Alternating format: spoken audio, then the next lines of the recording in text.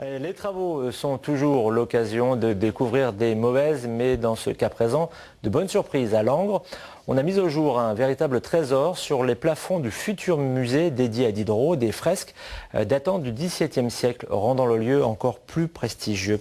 Reportage à Langres de Maxime Meyer et Samy Gadba.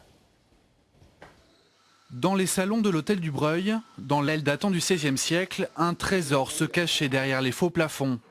Des peintures décoratives représentant des guirlandes, des figures géométriques, des fleurs et même des anges. D'après les premières analyses, ces fresques datent du début du XVIIe siècle.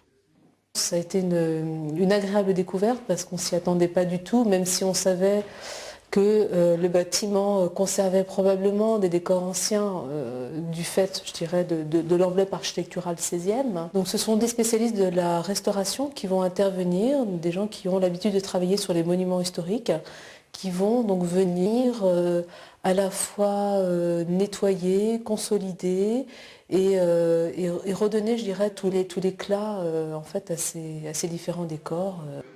Un éclat relativement bien préservé aujourd'hui. Les faux plafonds les ont en fait protégés pendant plus de 200 ans. Cette découverte prouve que le musée du Breuil est un écrin idéal pour accueillir en 2013 la Maison des Lumières.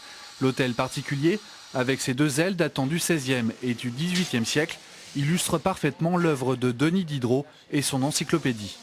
Alors, il est possible effectivement pour une partie du parcours thématique de pouvoir avoir une relation directe entre ce dont on parlera, Diderot, l'encyclopédie, par exemple le thème des charpentes qui sera développé dans la partie de comble du bâtiment 16e où on voit les charpentes correspondantes.